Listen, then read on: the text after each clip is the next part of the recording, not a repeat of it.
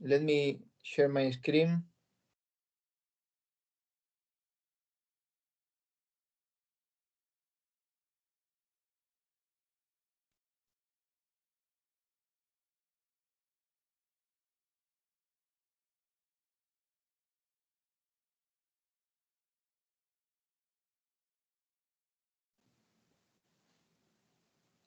Okay, so can you confirm that you can see my screen? Yes, we can. Yes, thank you. Yes.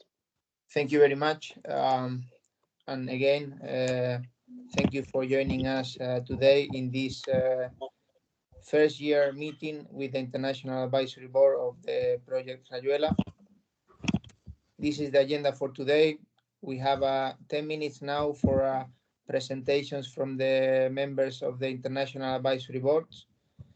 The work package leaders will introduce themselves when they present the work done this year in the next slot. And we will have finally like 45 minutes for feedback from the International Advisory Board members and question and answers. Well, I'm Gregorio Lopez. I'm the coordinator of the project. I know you all. So let's start with the presentation from the International Advisory Board members. Here you have all the members from the International Advisory Board. So if you want, we can start with Christine. Christine, please. Yes, good morning. Can everybody hear me? Yes. Okay, so my name is Christine. I work for the Belgian Federal Police. I work at Serious and Organized Crime Division, where I participate in impact, child sexual exploitation, as Belgium is driver of that impact for Europol. I'm also the project leader of an ECTEC project named to create a cyber expert training called CyberX. And I'm an elected member of the Bureau of the Group of Copenhagen at the Council of Europe for sports fraud, which is actually my area of expertise. Thank you, Christine. Let's move on to Luis from the Spanish Cybernetic Coordination Office. Yes, hello, everyone. Can you hear me? Yes. All right. My name is Luis Huarte. I'm here representing the Cybersecurity Coordination Office, which belongs to the Spanish Ministry of Interior. This office is made up of officers from the security forces. We are specialized in cybersecurity and cybercrime. Thank you, Luis. Let's move on to Francisco Batuecas. Hello, everybody.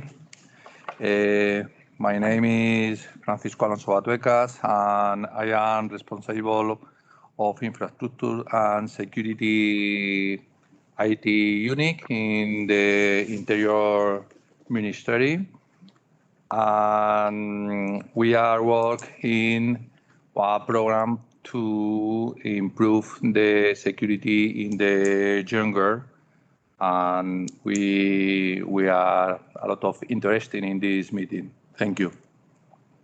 Thank you, Francisco. Let's move on to David Cervera.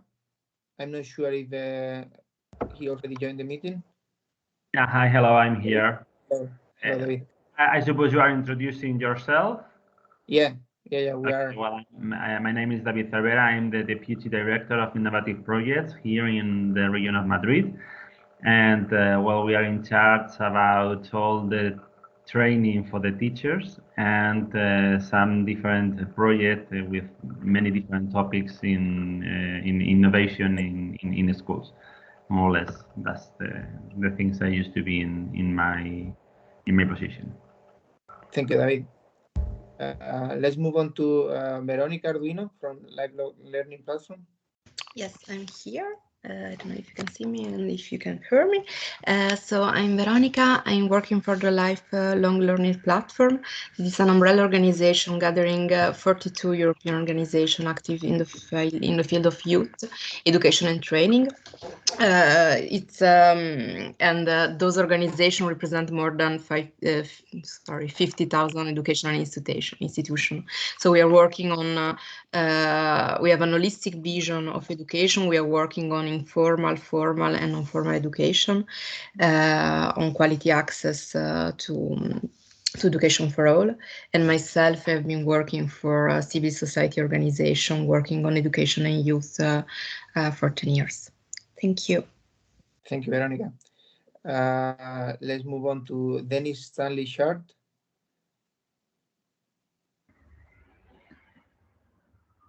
Good afternoon. I'm actually from the ACM institution, which is a creative industries education university specialist college in the UK. We have campuses in Guildford, Birmingham and London, and also do online delivery. I am the head of research and knowledge exchange at ACM. And I'm also the founder director of a non-formal learning program called Clock. And my connection with this project has been in exploring commercial songwriting with topics like the one that Rayuela is using, and getting students to engage in a more meaningful way with emotional content about what does it mean being safe online and dealing with those kind of life issues which songs obviously deal with every day. And it's a really good method of examining and exploring learning in this format, and obviously with the game design process at Rayuela. And we were involved in piloting a track around grooming online with our students at level 4, which is the first year of the university degree. So it's great to be part of this meeting. Thank you. Thank you, Dennis. Let's move to Cristina San Juan. Cristina told me that she wasn't sure she could join us today, so maybe finally she couldn't make it. Let's move to Carolina Lara from A21. Hi, everyone. I am so happy to be here. I'm Carolina Lara, the Reach Coordinator in A21 Spain. We are connected to this project because we are responsible to raise awareness in schools here in Spain, where we are actually working now with digital safety. So this is such an important project for us. And I'm so happy to hear what is going to happen here. So thank you. Thank you, Carolina. Elena Poncharlet told me that she cannot join us today due to a last-minute issue. So we will share with her the video, and we will listen to her feedback afterwards. Let's move to Edmond Awad. Hello, everyone. My name is Edmund. I'm a lecturer at University of Exeter and associate research scientist at Max Planck Institute. My research work is on the AI ethics and computational social science, and especially in relation to this project is on the design and development of online serious games for the purpose of social science research. One example of this work is the MIT Moral Machine project, which was about the ethics or the moral decisions to be made by automated vehicles, which have attracted a lot of attention and a lot of data from people. Thank you. Thank you, Edmond. Let's move to Julia Davidson.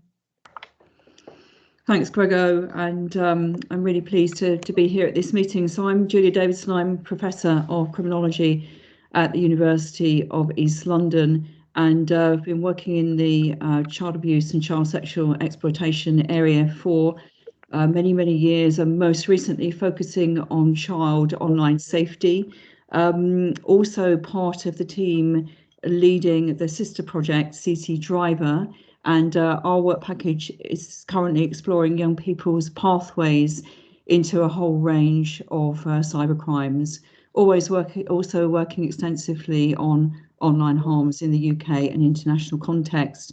And I'm also an advisor to the EC3 and currently chair the UK Council for Internet Safety Evidence Group. Thank you, Julia. Sonia Livingstone has also excused her absence because she has to teach today, so we will share with her also the video and we will listen to her feedback afterwards. So last but not least, Manuel Ransan. Hi everyone, thank you for the invitation to form part of the advisory board. I'm head of cybersecurity for minors in INCIBE. INCIBE is the Spanish National Institute of Cybersecurity, and we work for the development of cybersecurity and digital trust of citizens and companies. And in the case of minors, I'm also the coordinator of the Spanish Safer Internet Center. That is one of the European centers promoted by the European Commission, no, through the Better Internet for Kids strategy. And we also form part of the INSAFE network of Safer Internet Centers. So I'm very happy to be here today. Thank you. Thank you, Manuel. It's such an honor for us to count on you today and to have the opportunity to present to you the work we have done during this first year of the project and to listen to your feedback and guidelines. As you can see, we have representatives from law enforcement agencies, education, NGOs, technology providers, academia, and as Manuel says, the Spanish National Cybersecurity Institute. We also count in the project with two external ethics advisors, Caroline Ganscombe and Ofelia Tejerina.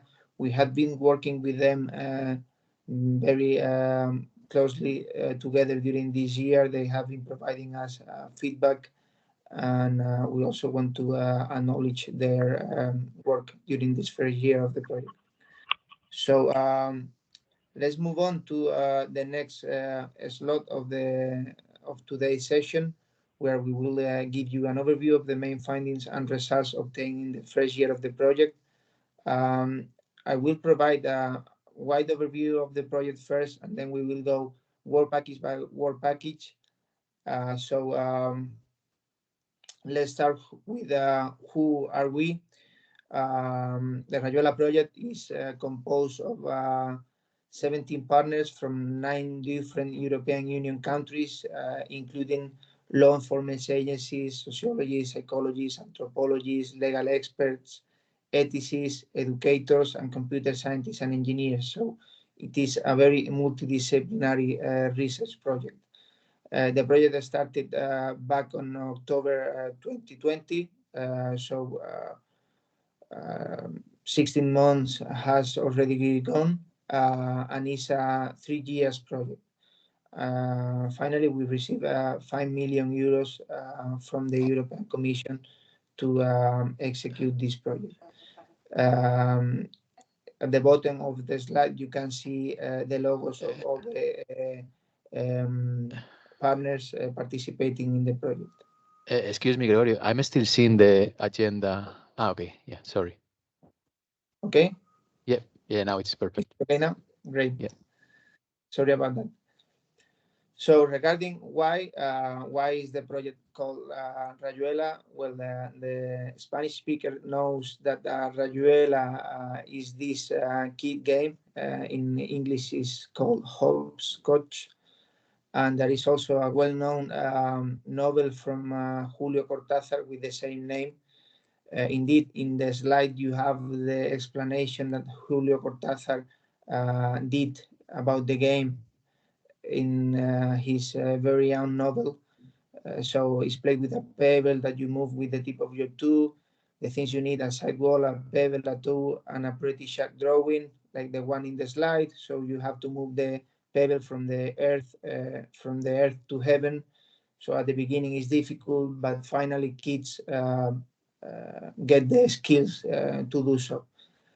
This is somehow related with what we propose in the project. And you may also ask yourself, what is the heaven of our particular Rayuela? Well, the heaven of our particular Rayuela is no other than contributing to make the internet a safer and better place for children. So what do we want to achieve?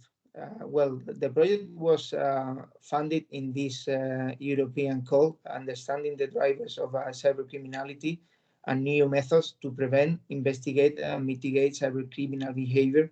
So our main goal is to bring together experts from different areas of knowledge from all over Europe to better understand cybercriminal behavior. To do so, the new method that we propose is to develop an interactive story-like game.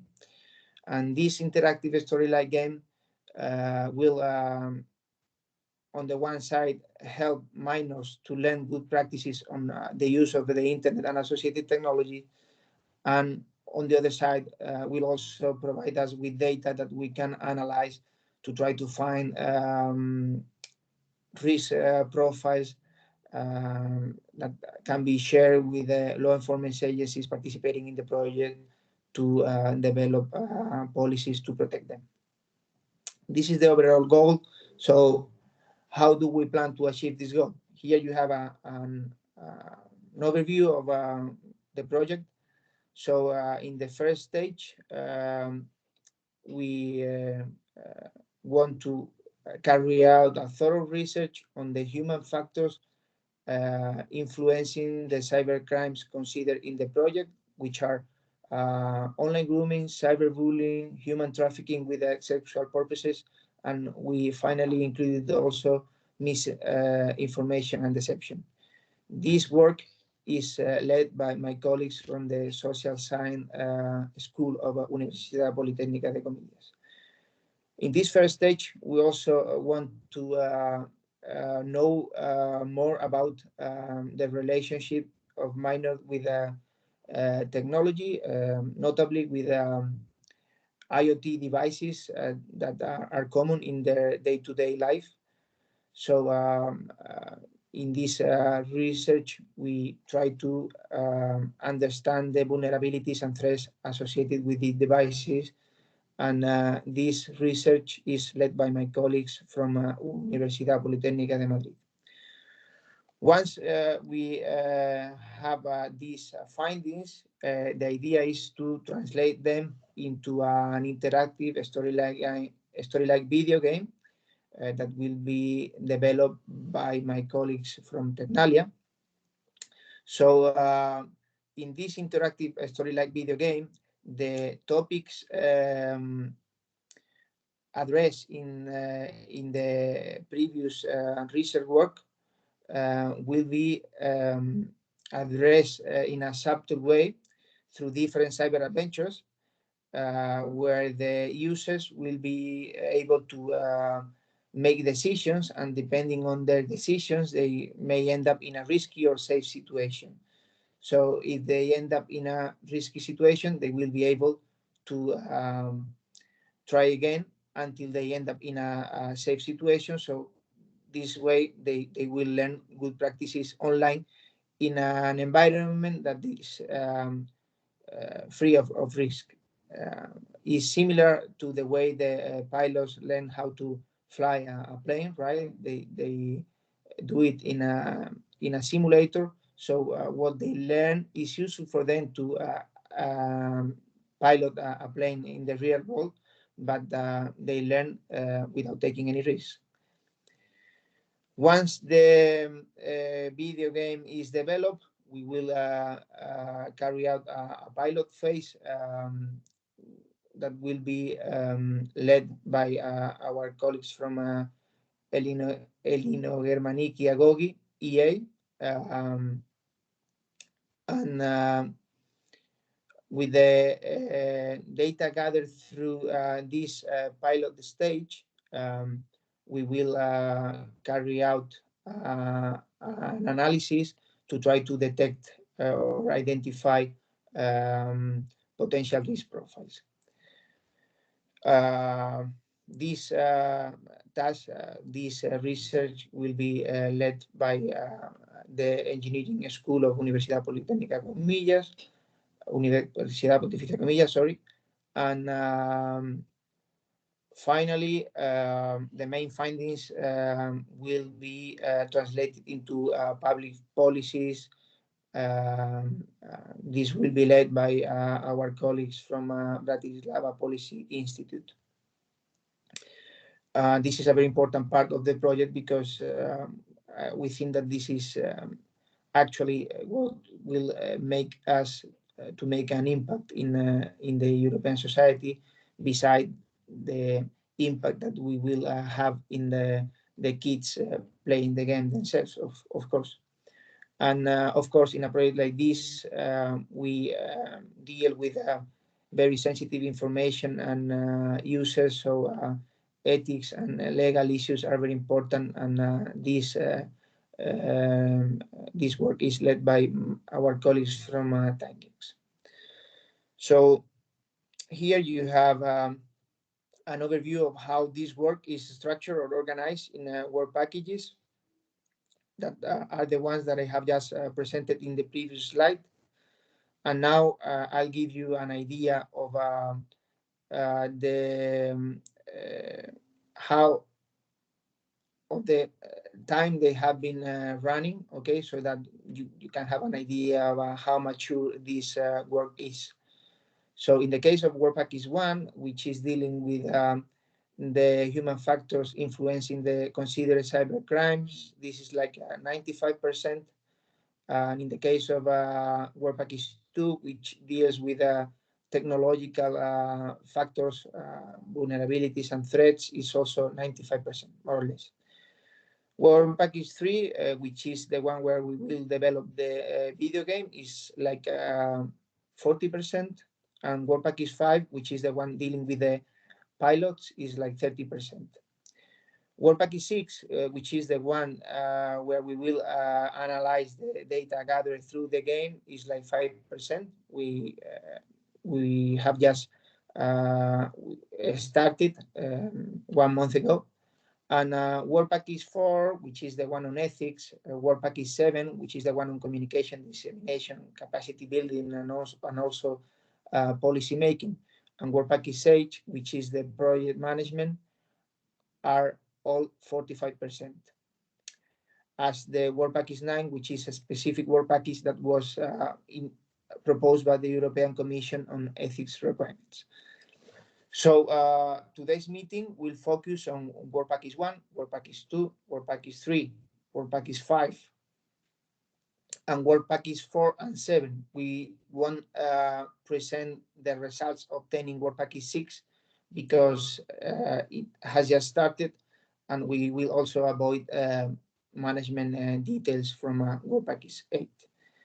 So now we will move to work package 2, since my colleague from work package 1 will arrive in a few minutes, and she will introduce the work done and the results obtained in work package 1 after work package 5.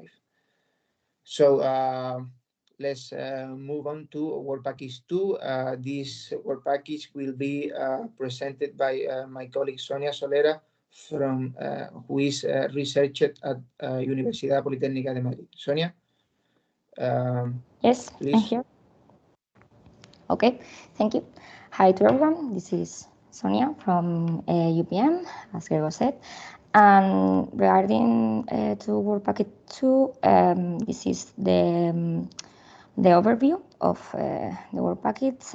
First of all, we worked on the assessment of the security and privacy implications, problems due to the increasing adoption of IoT devices by youngsters.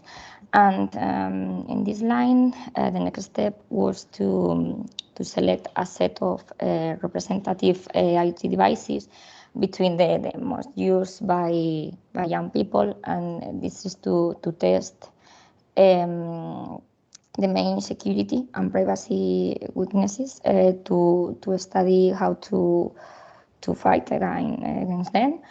And on the other hand, it's interesting to study this, the role of technology and social media in the cybercrimes that we consider were more relevant in the context of Rayuela.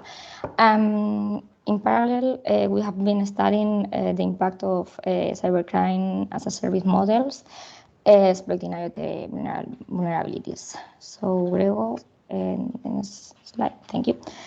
In this slide, we can see the information related with the systematic literature review that we had to carry out just to review the paradigm of IoT in the context of young people. And the connected devices most used by young people were identified and classified in the 8 categories that we can see in the pie chart. And these categories are smartphone and tablets, smart TVs and game consoles, smart toys, wearables, smart home IoT devices, smart personal assistant, smart speakers, and a category of a mix of some devices that is the category of others. Also, we analyzed the literature to classify the main security and privacy issues found in the categories of connected devices. The security issues are data interception, uncontrolled voice interaction, lack or lack of encryption and authentication, spoofing, takeover, and code injection. The privacy issues are these 3, lack of control and understanding, compromise of data, and violation of privacy policies. To relate all of this, we organized this information in the matrix that we can see in the right of the slide. In the matrix, the main issues that we found in its category are exposed, and in this way the user can know what are the issues we could found in its device. Grego, please. Thank you. Okay, so after that, we acquired a set of IoT devices to test, but first we developed a testing methodology to follow it, and it valued the use of software and special hardware tools that we have to acquire to. And as a result of applying the methodology developed, we extracted some conclusion and results that we contrasted with the theoretical conclusion, and also we will contrast them with the results of the distributed survey. That this is about how young people use technology and social media, and in what kind of devices, of connected devices. The next slide. And the result okay. The mentioned results are the ones you can see on the left of the slide. And this is that most low-cost devices have more security and privacy problems, vulnerabilities, and as a result, the security and privacy of the user is compromised with the use of these devices, and this was to be expected. Some of the recommendations that we propose are mainly related to the user himself. First of all, they need to be aware of what kind of information can be shared. but also some device in particular we give a specific recommendation. But anyway, in general, the user doesn't make proper use of this device. So maybe you can start with small changes, like such as changing the device default data, like default configurations or password, for example. Gregor, next slide, when you come. Thank you. Okay, so as I mentioned, on the other hand, we worked on the study of cybercrimes, which we consider were relevant with youngsters. So on one side, we collected information and the work done by Work Package 1 partners related with human factors. That was very useful. But on the other side, we worked on the concept of cybercrime as a service and the trend of it. But the important thing of this study is the connection between cybercrime as a service, IoT devices, IoT in general, and youngsters. Obviously, taking into account the way to use all of them in the serious game. In the next slide, we are going to see these 4 cybercrimes that are cyberbullying, online grooming, human trafficking, and misinformation. Well, in this part, we studied the role of the technology in these cybercrimes. I know the time. I'm going to resume the most important part. For example, it's important to know that also it occurred at other ages. Cyberbullying predominates from 13 to 14, online grooming from 13 to 15, and human trafficking from 13 to 17. And all of them occur more frequently in women. They are common in messaging application and popular social media, but in some cases the cybercrime is translated to private chats. A determining factor in these cybercrimes is the fact that the user often undervalues the information shared on social media due to a lack of knowledge of the use of technology and social media. But I think these are the main points, so that's all I would like to discuss it deeply. But yes, that's all. Thank you very much for your attention. Thank you, Sonia. Let's move to Work Package 3, which is the one where we will develop the interactive storyline video game, serious game, which will be presented by Ana Moya, who is a senior researcher in Tecnalia. Ana, whenever you want. Yes. Okay. Hello, everybody. Thank you very much. I'm Ana Moya. I'm working in Tecnalia, a research center in the Basque Country in Spain. My colleague Leire Bastida is working with me in this project, and she will be here with us after the presentations. We are the leaders of the Work Package 3. The Work Package 3 is the development of a cyber adventure serious gaming environment. This work package aims at designing and developing the serious gaming environment in Rayuela, addressing young people, obtaining information in a user-friendly, non-invasive way via game dynamics. This work package has 5 tasks related to the roadmap. The roadmap is the basis for the design and development of the serious game that we have developed the first deliverable right now. And then we have other tasks to design and development of the serious game, the cyber adventures, a machine translation environment to have different languages inside the serious game, and the part related to integrate and validate the whole environment. So as I mentioned before, we have the first deliverable of the first task, the deliverable 3.1, the roadmap that collect the findings, references, and guidelines from the research methodology carried out in Work Package 1 and 2 to set the basis for the design and development of the serious game. So, okay, this is these are the results we have right now based on this deliverable.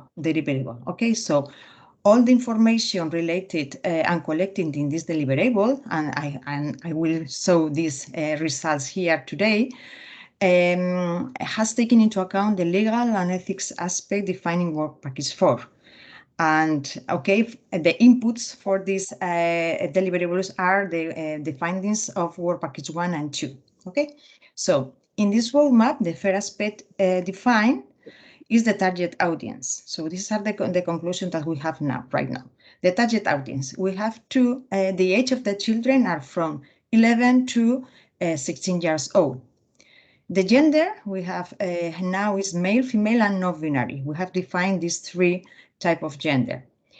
Age range and gender are important to define the aesthetics and storytelling of the game. Okay, so we will focus because we have a very wide range of age. We will focus on the older age group because the younger ones look up on them and aspire to be like them. So this is better for us to be focused on the elders. Okay. Because it's difficult to have different aesthetics for all the people from the range, the age range that we are considering.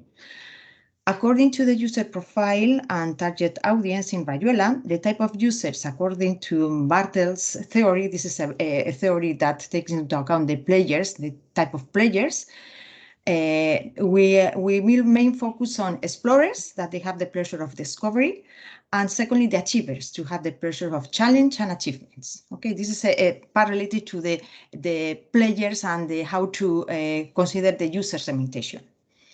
The language to be implemented in the game will be in English, Greek, Spanish, and Dutch at this stage. And the multilingual aspect of the game will be covered through a machine learning approach developed inside Task 3.2 by using artificial intelligence. Other aspects that you have to take into consideration in the game based on the workshop that we have carried out last month and the state of the art we have done with different serious games. The conclusion that we have now and we have to take into consideration in the design of the serious game are the following. This is a summary, okay? The context of the serious game has to be related to a fictitious world, but referring to real situations that they are familiar with, such as situations that happen at school, at home, in a mall, in a supermarket, that typical scenarios for youngers.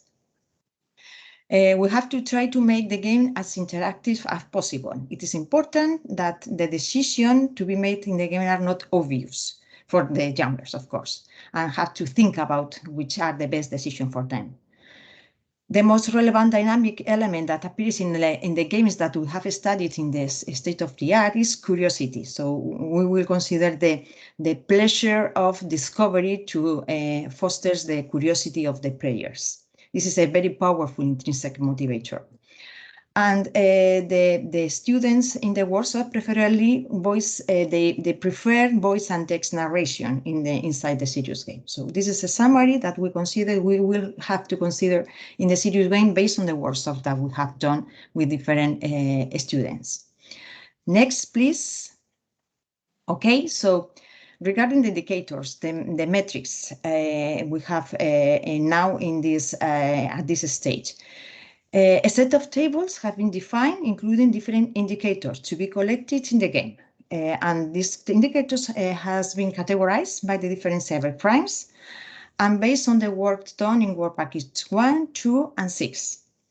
So at this stage, we have in online grooming 13 metrics, in cyberbullying 9 metrics, in human trafficking 5 metrics, and other more generic metrics that we call in these other categories 16 metrics.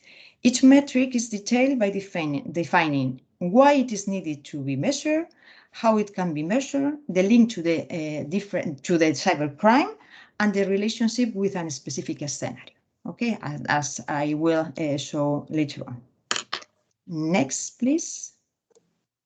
Okay, the risk charts. Okay, a set of tables has been developed related to risks. There are different risks that the different profiles will have. So these tables collect the risks and protection factors to suffer or prevent the crime. developed for both the victim and the offender, and for the different cybercrimes, mainly cyberbullying, online grooming, and human trafficking. This information is based on the work done in Work Package 1. Okay. Next, please.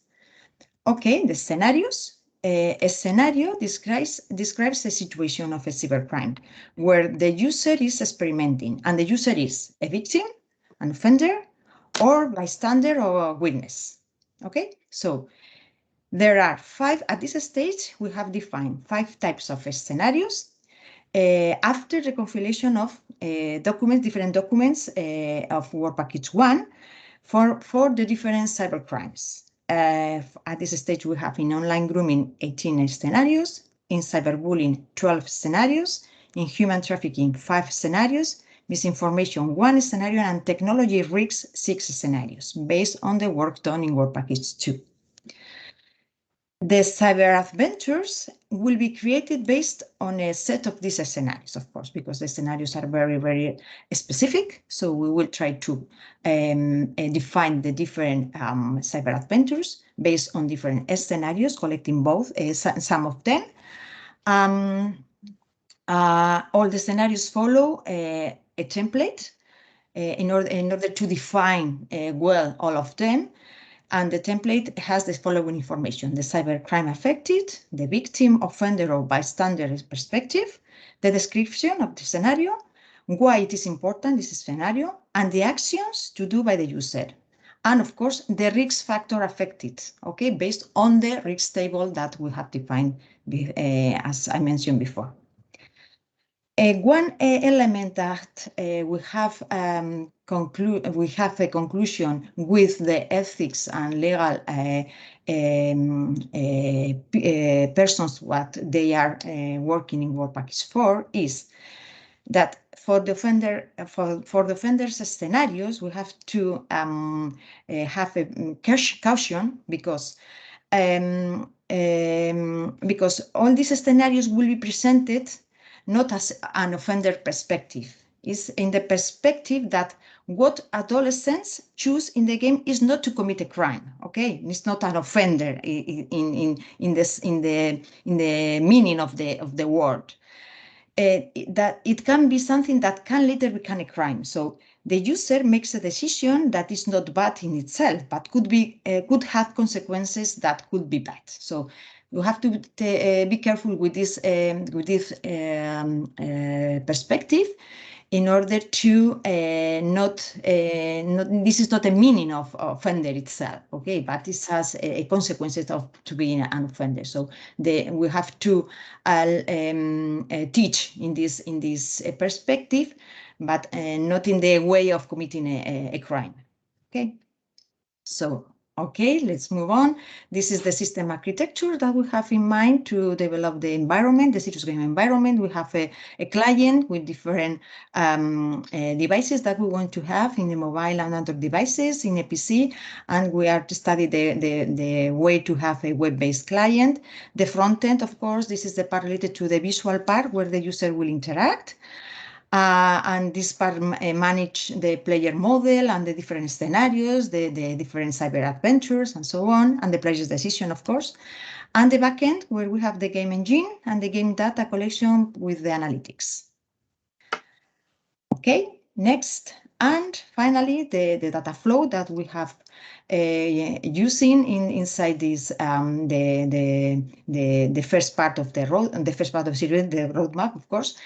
Regarding this data flow, this is defined the part related to the registration, the avatar creation and selection, and the risk baseline definition. So in the registration process will be outside the game because of legal and ethical issues. They are separated from the other data that we gather from the user. The system asks the user the following personal information that I will mention later on. This information will be stored in a separate database. This database will be different from the database where the in-game metrics and decision will be stored for ethical and privacy issues. So the personal information will be age, the age of the person, the geographical location, the country and the city of residence, the gender, male, female, and non-binary, the language, the home-spoken language, for example, migratory background for ethnic, cultural identification, sexual orientation, adding an option to select. I would prefer not to answer this. Okay, so this is a typical options of I'm not sure yet. I'm heterosexual, homosexual, bisexual, and others. And the other one I would prefer not to answer. The type of a school to identify the educational level and income level, an IP address to get information about the income per capita purchasing power. This personal information are collected with the Work Package 6 in order to have the information that they need to analyze the data and to have a conclusion and that conclusion that are well for all of us, and to have then information from the LIAS. The personal information has been agreed with the ethical and legal part inside the project, of course. After asking the information and storing a database separated for the other information that we will gather when the player is playing, the system provides the user with a user ID and a password to access the game. Regarding the avatar creation, we need to have information about some predominant features of the user. For example, timid, strong, aggressive, or whatever. So the idea is to see how the user behaves in a specific scenario and extract those features instead of asking directly, in order not to lose the engagement in the serious game.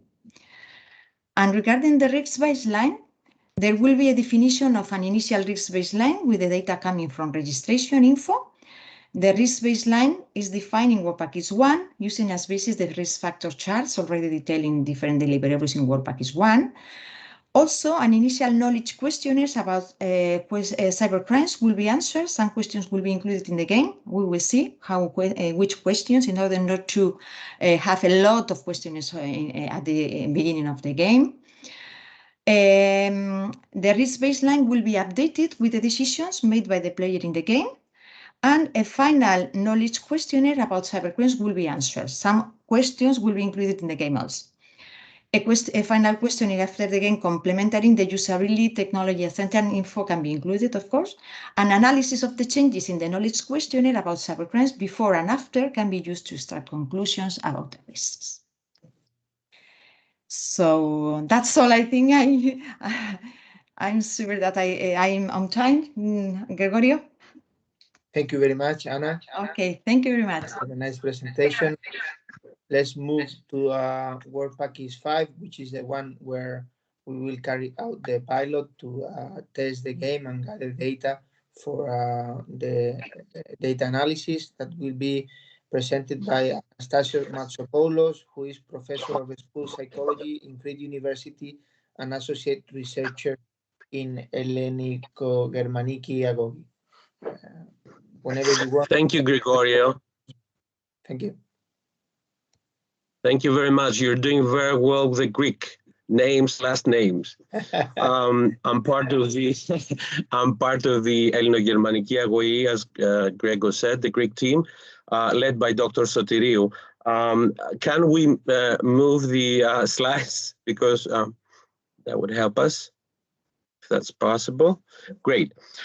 So basically, as Gregor said, we're responsible, the team is responsible for implementing the pilots. So the initial design was to create a prototype of the game, and that is in progress. And then after the prototype is created and piloted, then we're going to go for the serious game, which again will be piloted. So the overall aims is to develop a series of cases to test the Rayuela serious game in an unsupervised and supervised environment, to set up supervised testing groups to observe the children in educational settings, schools, and to learn more from their behavior about the game and their behavior themselves. And very important is the aim number 3, that was mentioned in the very beginning, that we think Rayuela can be a very powerful educational tool, not only to raise awareness, but also prevention. We do believe in prevention very much. And since we know that adolescence, it's a very vulnerable age, we believe that this tool can be very useful for many, many reasons. And after all, can be used as a toolbox at the end of the project. And then the fourth aim we have is to plan and implement key information indicators for the continuous monitoring of the pilot studies to improve them. Next, please. Okay, this graphic simply says that we finished the first component, which was delivered in the end of November. And basically, we designed a validation plan, a full plan, validation plans, how the pilots will run. And basically, in the pilots overall, we wanted to look at, of course, the game itself, the scenarios, the content, the process, how it will be implemented, the learning goals of the scenarios and the educational component. So it's a full-blown type of thing. Now, in terms of the game itself, we wanted to look at the usability component very much, which was important. So we have designed and improved a usability survey. Then the second component we'll have what we call a reflection survey that will have pre and post measurements of the children, the adolescents, that will be useful for us. Then we'll have the third component, an ethnographic observation during play, where we'll set up the kids to be observed in a supervised environment by their teachers. So we'll learn more about how much they like the game and some other behaviors that they interested in terms of the interface, but also for actual decision-making component. And then the fourth component will be the evaluation of different aspects of the game behavior we'll have. These are the pink in the middle, you see the observations, that's the component. But also we're going to be looking at other aspects of the game itself, the knowledge it provides to students, which is the important thing about being sensitive in crime, in different cyber crimes, how much they're involved in the game, they like the game, so they have intrinsic motivation, the flow of the game, and all these components. Next, please. And in the last slide, to be a little more technical, fantastic. Basically, we're in the stage of the very left that you will see that we're in the first, we're preparing our first pilot. So we're in the recruitment setup, and the first pilot we just talked with Tecnalia and Anna and her colleagues. We decided that we're going to be trying it in Greece in a school in the Germaniki first to see how the prototype will play out and test the usability, the ethnographic validation, and some modifications. When that happens, this will flow to the very center of your slide, which will be the second phase of the enhanced game. And that will come later on in 22, in November we'll start. We'll have a bigger sample of students. We will have approximately 450 students, different countries, of course, Greece, Spain, Belgium. Look again, usability, ethnographic validation, and all these components. And then the last component that you'll see at the very end, when we're going to go to the product will be done. We'll have, through the pilot, the different phases will have been improved, we hope, and quality indicators will be included. So we'll have the final game, and we'll do a wider pilot of the final game, Rayuela game. 500 students as we're planning towards the tail of the year.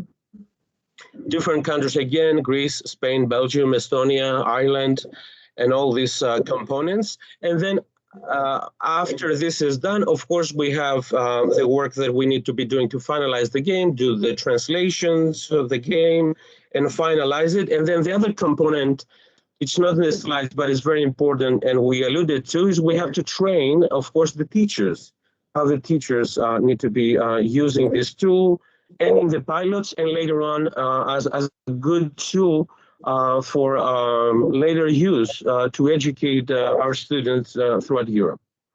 Thank you very much. Thank you very much, Anastasia, for the very nice presentation.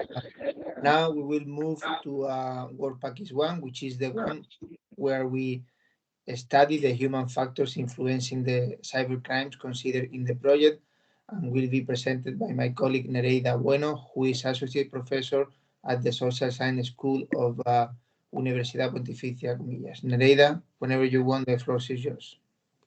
Hi, good afternoon, good evening to everyone. I'm sorry for joining later on, but I had a medical appointment, and in Spain we are very bad with the appointments, so I needed not to lose that appointment. So I'm leading the working package number 1, in which we are committed to find the relevant information that we need for like a baseline for the whole project. So if we go to the next slide, we will see that we are studying, as you may already know, 3 cybercrimes: online grooming, cyberbullying, and human trafficking. We have been gathering information from 3 sources. First, a literature review. Second, taking a look to the sentences in some of the countries of the consortium, and also conducting interviews. We wanted to see whether these 3 sources of information coincided. To do so, we interviewed the people that you can see in the slide. We had a look to the sentences that you can see.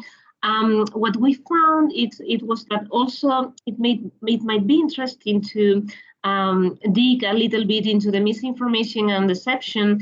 It was not included in the grant agreement at the very first time, but we found that during the COVID-19, this fake news, this explosion of information may be interesting to know whether affects or not adolescents. And also we have been conducting focus groups in the shape of a survey, also to know which devices, which relevant things the children and the adolescents find on the internet. So these are our results. In the next slide, we can see that with regards to online grooming, we find that there are no clear profile of victims, but at least the guys around 14 to 15 years old are the ones at greater risk of being victimized. We would like to know whether you experts in the advisory board think that this is the age range in which we need to focus, or maybe we need to go a little bit lower, because in the 2 slides later on, we will see that, for example, in cyberbullying, these ages are a little bit lower. What to tell about these victims? Were there differences between girls and boys? This raises a question, which is whether we need to program the video game differently depending on the gender, depending on the sex. This is also a question that we have. We do not know whether trying to adapt the scenarios that the adolescents are going to face depending on their sex, or maybe it is better so each one can pass through both scenarios of both genders, regardless of the gender that they feel identified with. And with regards to offenders, we have seen that most of the offenders propose a meeting offline, which have made us think that maybe during the game we need to have something related to us. So like, for example, a message appears saying, do you want to have a meeting with me, or something like that, trying to mirror what we have found in literature and interviews. And with regards to the modus operandi, importantly, the initial contact does not only rely on the offender, but most of the times also the adolescents themselves are the ones starting the contact. So maybe also during the game we need to think about how to, not to avoid them contacting anyone. It is not about being always afraid about getting to know other people, but at least trying to educate them how to do so. In the next slide, we will see these sex differences that I was talking about, the online grooming. Not to dig a lot about them, just to say that, for example, girls, the offenders usually use with girls cheating, coercion, blackmails, whereas with the boys, what we find it is that the boys may meet the guy offline, but they will underrate the situation. They will not feel a victim even. In the next slide, we can find the results about cyberbullying. In cyberbullying, again, with victims, there's no real profile, but the age varies with regards to the online grooming. In this time, we find from 12 till 15 years old. So maybe I think it can be better to start at 12 years old, because thus the prevention can be better in the sense that then they are going to be 15 years old, and if we have started earlier, it is better for them. But also it is important to see that mostly minorities or those guys sharing personal information are at greater risk. It will be very good if we can reach minorities with our video games so that they can be more protected. With regards to the offenders, well, sometimes it is impulsivity, what we have been finding underlying the attacks that they do. So we were also thinking how to measure impulsivity so that maybe the participants in the video game could turn into offenders, so that maybe we can also try to recreate some kind of, not directly become an offender in the video game, but some kind of indirect scenario in which they can play as they will be offenders, or they are witnessing some kind of offense and they are like somehow in the side of the offender, trying then to empathize with the situation. Also, with regards to the modus operandi, we have seen that as in the online grooming, the platforms with the highest risk to become victimized are the most used, which challenges whether we will need to mirror them in the video game, or maybe this is a bad thing, because as you know, fashions can be promptly old-fashioned, and we don't know whether that's a good thing or not. So that's another question that we have. Do you experts think that we will need to mirror the most frequently used networks and video games in our video game, or is it better to have more a neutral scenario?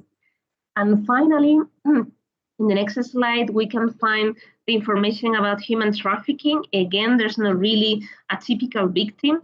So this in fact is very important, because it makes the video game very useful for everyone, because we do not need to adapt the video game to a specific profile. With regards to the offenders and also modus operandi, what we find it is that sometimes the human trafficking it starts with the lover boy paradigm, which is this kind of guy who is very smart, who is very handsome, or at least he's very cool with you. Then by trying to cheat in you and establishing a romantic relationship, this finally ends in the human trafficking itself. So we think that by having the online grooming information and the prevention with the online grooming, we can also be preventing with the initial stages of the human trafficking.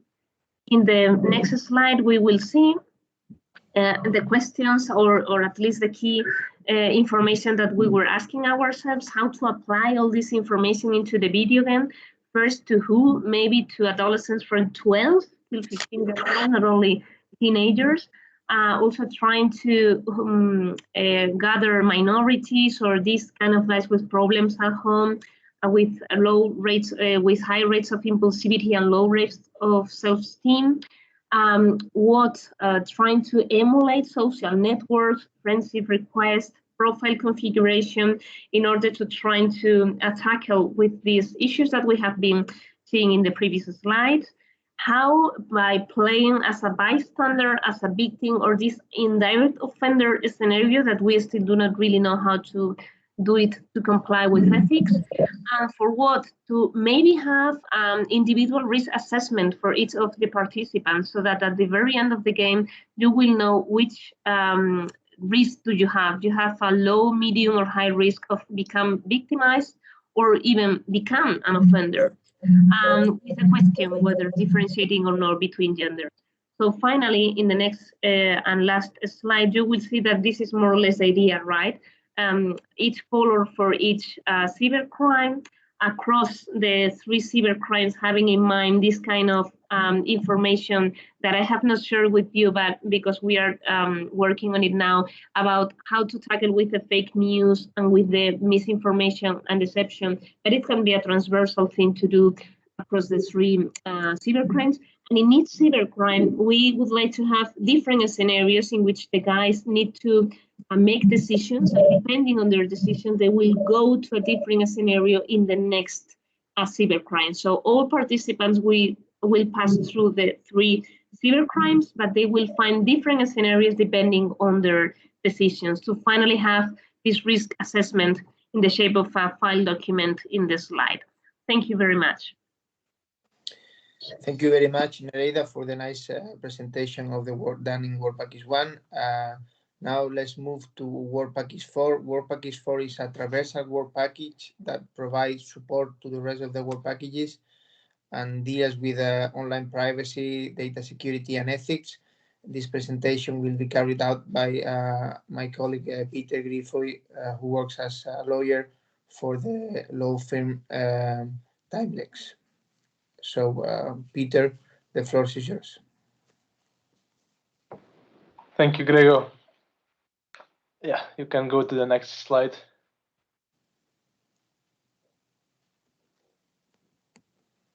Can you see it, Peter? I cannot. Can other people see it? No, not yet. Not yet, in my case. I have already moved to Work Package 4. Let me try it again. Now? Okay, but now I see the second slide, and now I can get started with that. Thank you, Gregor. All right, so I'm conscious of time that we are trying to we were trying to be done 15 past, and that will not work. So I'll try to keep it short, but still a little bit of background on the ethical and legal and data management side of things, which is of course quite important in a project like this because we are dealing with data from children. We are dealing with children as a vulnerable group. The setting of the game, of course, crimes, being a victim is sensitive in itself. And then we are also asking a number of questions that might be sensitive in themselves, and asking for ethnical background, asking for certain sexual preferences, for how do you identify these type of things. They are very relevant to be able to have the results interpreted in the right way. But of course, we have to be we have to give due consideration to the sensitivity of that and to make sure that ethically and legally we are doing things in a correct way. So what Work Package 4 is doing is helping the whole project from Work Package 1, the interviews, the case reviews, all this information that's feeding into the game, as well as Work Package 3, the game itself, Work Package 5, the pilots, and then Work Package 6, which will be doing the major analysis. So we're trying to help all of the work packages to have these aspects covered. So when we're talking about legal, it's mostly GDPR and data protection. Ethical support is broader, as both ethical questions in general, as well as the ethics deliverables that the European Commission has imposed on us, which are largely dealing with data protection anyway. And then we also do open data and data management. And in the next slides, we can go to the next one, I will be giving a little bit more details about what are the topics that we have been working on, that we have been considering. Just a bird's overview, because there's a lot of ad hoc things that we've discussed, of course, but I'm just trying to touch upon certain topics. So I'm starting with Work Package 9, which are basically the deliverables where the Commission has asked us to provide specific things. We can get that out of the way because then we have added a lot to that, of course. So what we've dealt with is the topic of anonymization and pseudonymization in the project. We have clearly chosen to go for pseudonymization wherever possible, simply because anonymization, I don't like to say that things are anonymous, because that is, in this day and age, a quite high bar to clear. But in the game, definitely, we will not be able to identify people. In the pilots, in the supervised environment, there will be some sort of a link through the schools. But in the unsupervised environments, the goal is to not be able to identify the children, because there's really no need for us to identify the child. So we are going towards what many people would call anonymous, and I would call pseudonymous, because there's still a chance here or there that a third party could identify a person. But this isn't definitely our goal to avoid this at all costs, because there's no need for us to be able to identify specific children, just specific entries, so we can compare data. We've also made sure that there's a DPO in every partner organization, and where this is not present, that there's a data protection policy that the organizations have signed. Provided some guidance on basically profiling of minors and how to safeguard fundamental rights. because of course we are profiling miners, we're not making decisions, but we are building profiles. Then there's been some work on informed consents for all the research activities that we've been doing, interviews, supervised pilots, and this always goes together with informed consent and an ethics committee approval. So we've decided to do that rather than all in the beginning of the project, which is typically what the commission asks, and then you kind of do it for the first part of the activities and you forget to do it for the parts that follow. We've decided to do iterations, and there will be 3 iterations, basically. First, the research that goes into the game, now for the first pilots, and then for the second open version of the pilots.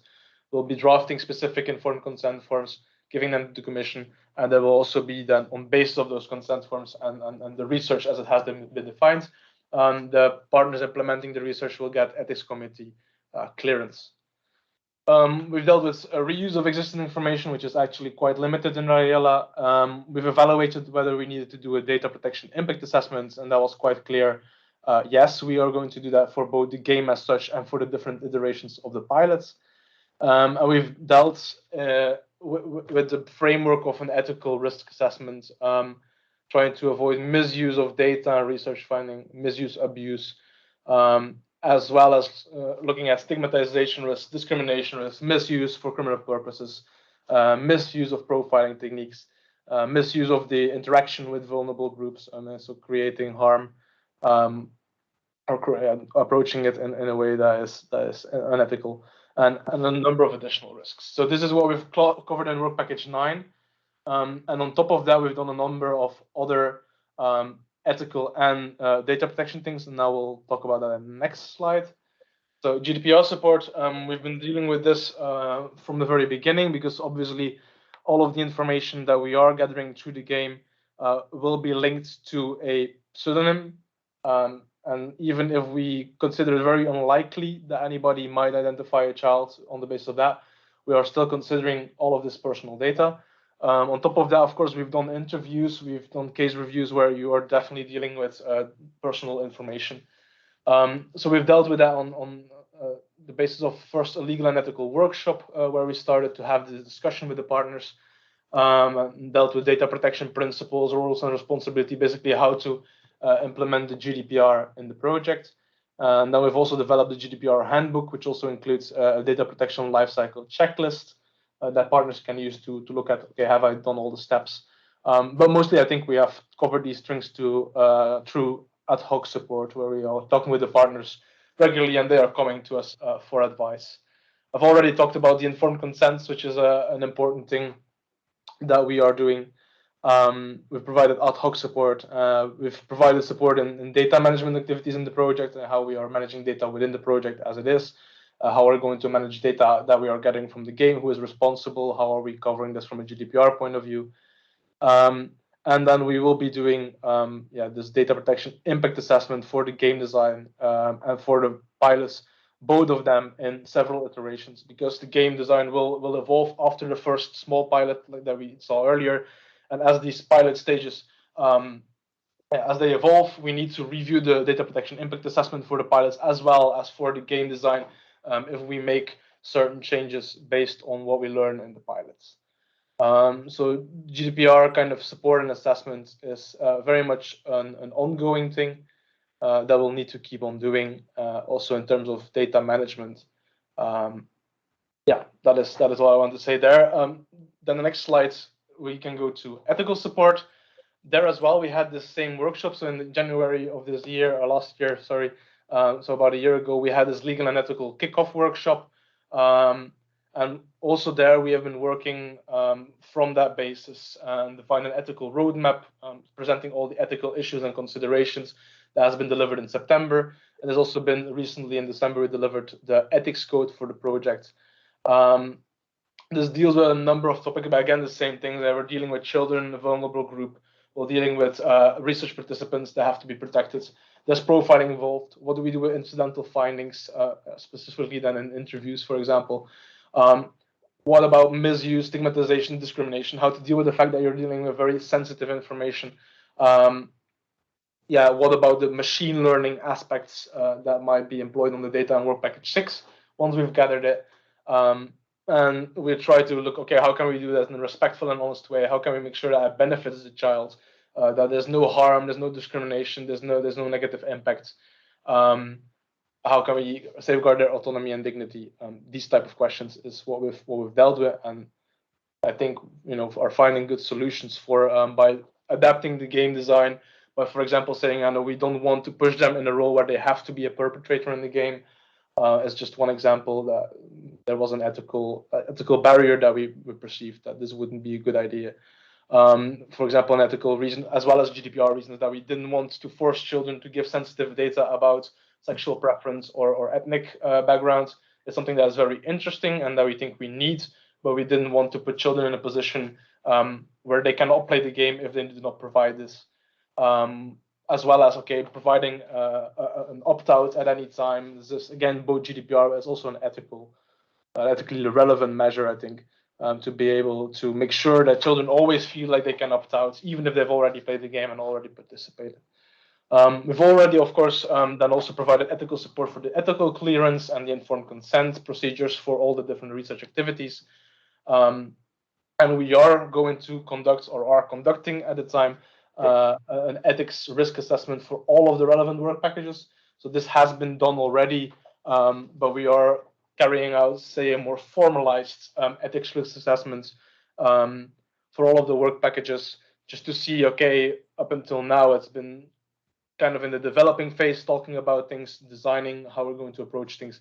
And this kind of ethics risk assessment makes sure that as we are starting to implement things, we are again checking that this basically ethical legal principles that we had the first workshop on in January 2021, and then that have been identified in the roadmap in September, are done accordingly to the ethics code.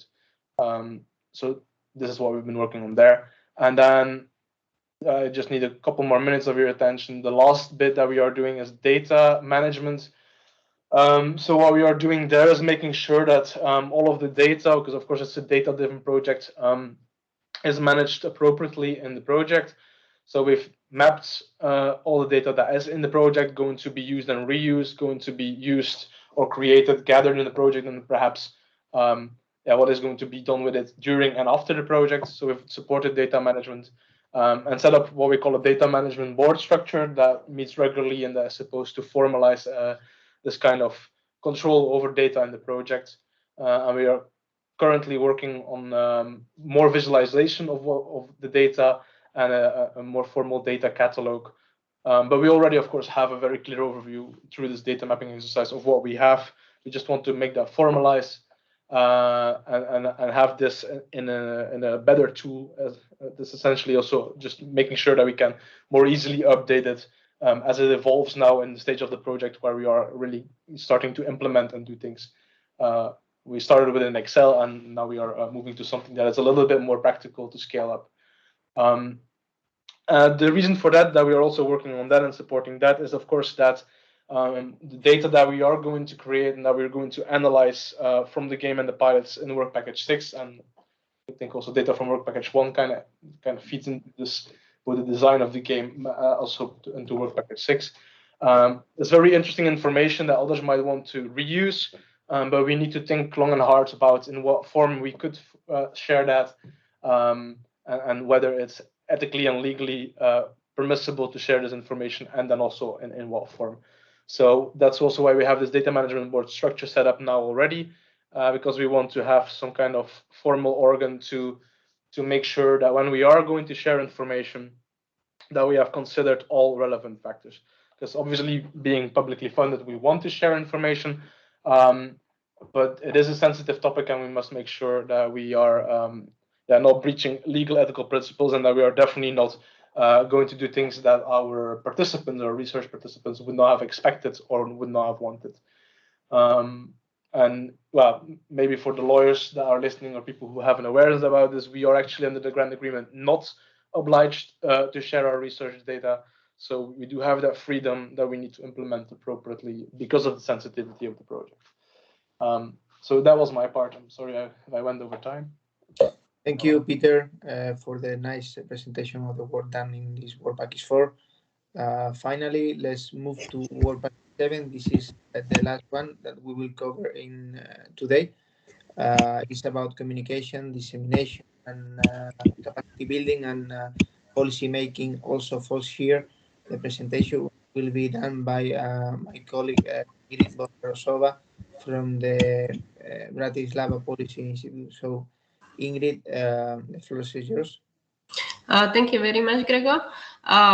Good afternoon, everyone. So I will try to present you briefly the goals, achievements, and work which was done under the work package 7. Work package, again, as Gregor said, is dealing with the communication and dissemination of the project Rayuela. As the slogan under Rayuela states, we focus on the fun way how to find a cybercrime, and we are trying to achieve this also through our activities, mostly taking into consideration our target group and receivers of our activities. So far, we focus our activities into these achievements, or this is, I can say that this is what we achieved so far. So firstly, we successfully built quite nice Rayuela identity. We built an interactive and user-friendly website, which is still developing and which is still being moved to the more visual and more user-friendly way. We also created Rayuela Friday quiz on cybercrime that was mirrored by all digital campaign. We were focusing lots of our activities on creating the newsletter and infographics, and also on specific workshops on communication and dissemination activities. At the start of or beginning of the project, we were together working with, I would say, all Rayuela consortium on creating the powerful and playful project video. And also I'll introduce you metrics of success for this project. So we can move to the next slide, please. I'll talk about each of these activities which we are focusing on. First, you can see that basically this is the structure for our identity of the project. As I said at the beginning, we focus creating this logo mainly on the slogan "Fun way to fight cybercrime." As you can see, the colors are a little bit different than from the typical projects. We try to choose more radiant and more colors which are more common for the younger generation. Also, the symbols which we used, we try to copy the symbols which are used on the consoles for Xbox or PlayStation. So it actually, first thing what should come to your mind is playing games, playing on internet. We involved the whole consortium into selecting this identity, this logos. So everyone actually agreed on how it's gonna look like. According to this, we created the whole identity of the project. So we created the project logo, fonts, outline, color palette together, project templates, website, newsletters, and other communication dissemination materials. All our materials which are coming from the Rayuela, as you can see also on this presentation, are trying to keep with this identity. Can we move with the next slide, please? So for our website is always taken into consideration as the main communication tool. It's not different in this project either. We are trying to also keep the same style here, as you can see on the top header of the Rayuela website. We try to keep it very simple because of our target group and because what we are trying to achieve here. You can see that it's split into different parts according to our target group. We used lots of graphics and lots of graphic pictures, mainly to be able to access the younger generation. Our purpose was to have a professional looking website, which is in favor of relevant stakeholders, but we try to keep it simply logic and clear. Also, the website is provided in English language, but thanks to our colleague, we were also able to translate the website into other languages. As you can see, all the access to the project website is monitored through Google Analytics, so we are able to actually check how successful is the website and what's going on there. And we also added as one of the very important communication tool the possibility to subscribe to the newsletter. which we think that it's very overlooked in the last couple of years as the communication channel. Can we move to the next one, please? For our campaign, we kind of choose to go a little bit differently than the traditional campaigns. We came up with the idea to creating the quiz. We try to first do it the very traditional way, to asking the question and answering them. Then we found the possibility that you can actually ask a question and be able to uncover them only by clicking on the specific pictures. It is possible to do it through Facebook, and it's possible to do it also through Twitter. Therefore, also with the partners from All Digital, we actually created the campaign, which was lasting for quite a while, and we were mirroring their campaign also with this activity. Rayuela Friday quiz took the 10 weeks. It was on every Friday. It was quite popular, and I know that even the children which I was working with later, the school doing focus group, were actually following it, and they kind of liked the visual of it. That was very important for us as a message, that this is probably the good way how to communicate with this target group. Next one, please. So this is another example how we were communicating and how we were trying to run this campaign. As you can see, that this is also the quiz, which was produced a little bit differently. Go to next one, please. So this is the Rayuela newsletter. So far, we prepared 4 newsletters. The newsletters we try to keep simple, as it should be just informing about the progress of the project and what are the main goals and activities and what's going to be going on.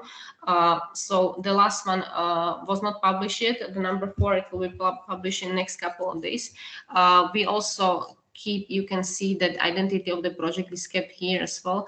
And the Rayuela newsletter is mainly focusing on dissemination and communication activities, and also try to link the activities with our activity on the social media, as we use also lots of graphic content from the social media and from the website. For infographics, it will be shown in the next slide. We have created first infographics, which we were creating were infographics based on the data, which we mostly found on from the different sources, from the different research, which was being done before. The last infographics, which are on the next slide, if we can move, we're already focusing on the results from research from the work package number 1. As you can see, we try to split our infographics into more pictures, which we think that it's more clear. Also trying to keep within the Rayuela project identity, trying to keep more clear, more graphic, and maybe more interesting for the younger generation. The next infographics will be also published in the next couple of days. Very similar to this previous visual, we are just working on some amendments there. So the next one, next slide, is introducing our main social media communication channels. As you can see, we are focusing our activities mainly on Facebook, LinkedIn, Twitter, and YouTube. Why we choose this? We choose this because of specific target groups, which we are trying to reach through it. For us, the most viable one are now for reaching target group as a students, children, and all teachers are Facebook and Twitter. I personally think that we use it the most from all the channels. Facebook and Twitter are mirroring the information. We choose the Facebook and Twitter mostly because of the partners have different preferences for which social media is most popular. For example, in Slovakia, the Facebook is still the most popular social media, but we know that from the communication with the partners that there are some preferences for Twitters in some countries. LinkedIn is more for the reach to the other professionals and relevant stakeholders, and YouTube is already we have our YouTube channel where we are showing some videos from campaign and also from the workshop which were being done by the team. Okay, so these are our social media accounts. As I told, this is the LinkedIn. You can see that on the bottom, Facebook and Twitter, and videos on our YouTube channel. I think we can move further. We are trying to build our project identity also through the workshops and seminar. These are, for example, 3 seminars which were, or I can say workshops, which were organized by Rayuela team. This is not only workshop which were being done, or only the communication channel which were done offline or online, trying to reach the different target groups. The team is trying to reach or to be active on many different areas and many different levels. For example, the tech summer camps, or Rayuela was present in the Dubai Expo, or also the European Researcher Night. So we try to actually reach the target group in many different levels. I think that each one of the consortium partner is actually doing their best in this, and I think that we are quite successful in it. As already it was mentioned, we also develop very fruitful cooperation with some other projects. For example, our sister project CC Driver, with whose member we have regular meetings where we update each other on the progress and our further activities. Also, as it was already mentioned by the colleague, we also work together with ACM on creating the videos, which also show itself to be quite a good way how to communicate with younger generation and young people. We can move further, and that will be one of the last slide. This is the video, which I don't think that we'll have time to show. Video is basically, it was developed at the start of the project, and it's basically showing the ideas behind the Rayuela, and shows the story of the girl which is taken into the online virtual world and trying to find her way out. We had good results with this video. It's quite popular, and it's very well received by the younger generation. Last thing what I'll talk about is our metrics of success. I think, Ingrid, that since we are 20 minutes late, if you don't mind. Okay. So just move to the last one. Leave it here. Yeah, and I'm done. Yeah. So that, I mean, the International Advisory Board members has this information available. So if they have questions, they can ask to us now. But I think that it's important that at least we allocate 20 minutes for their comments and feedback. Thank you so much, Ingrid. Thank you. Sorry for interrupting you. So thank you very much for your attention. We hope that you like this very compressed vision of the work done in the project during this first year, and we are sorry about the delay. So now we are looking forward to listening to your feedback and questions on the results that we have presented. So I will stop sharing my screen, and now the floor is yours. On the members of the International Advisory Board. So please go ahead. If you want, you can raise your hand using Teams functionality. And please, Herman, make a note on who wants to participate. Yep, sure.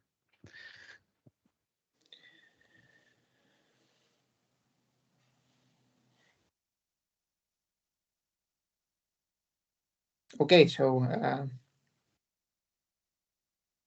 whenever you want, you can raise your hand and play your video and let us know your feedback. So I think that Christine was the first one, right? And then Manuel.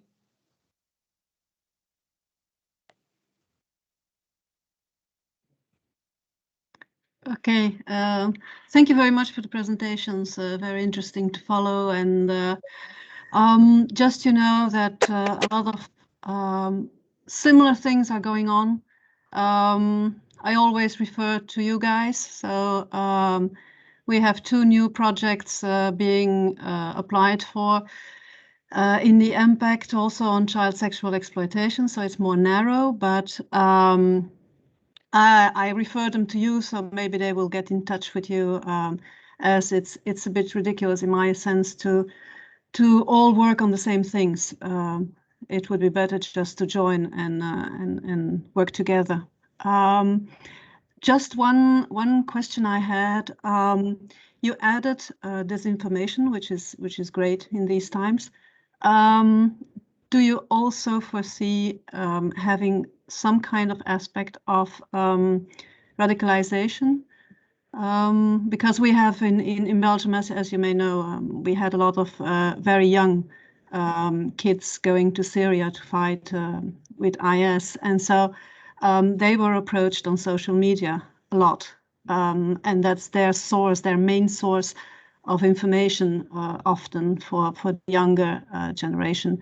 So I was just wondering if you included this in your game perspective, or if it's just too far or not in scope. That's also possible. It's just a question.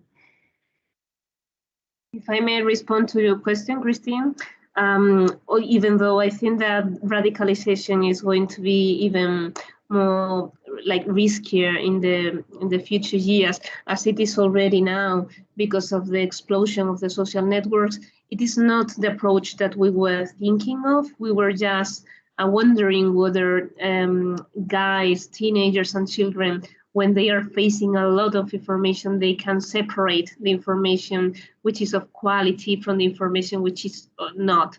So as, for example, taking into consideration the institution who is providing the information, checking whether it is official or not, whether it is of credibility or not, but not that much the fact of the radicalization. But I also share with you the concern about this, but it was very far, I would say, from the first aims that we have thought of in the grant agreement. Yes, just one thing. Yeah, we have added recently also cyber hate, so that it's a way of radicalization, but just like link it to cyberbullying. But we are studying a little bit hate speech, link it with fake news, so kind of a little bit. Yes, this was indeed considered, Christine, during the proposal phase, but finally, the resources are limited, and there is a risk when you try to cover many topics, which is that you lose focus, right?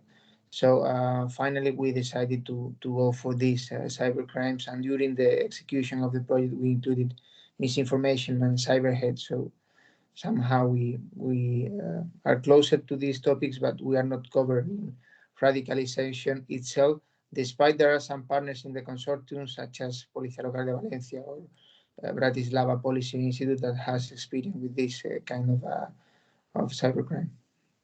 Thank you. Basically, the mechanism is the same. So I lecture on sports fraud, which is my area. But we try to sensibilize kids to be aware of approaches to throw a game, for instance, or to play less than they are capable of, things like that. So there's also a part of discrimination, and a lot of things are the same mechanisms. And kids are being approached by grooming, and grooming either for sexual purposes or for betting or fraud purposes.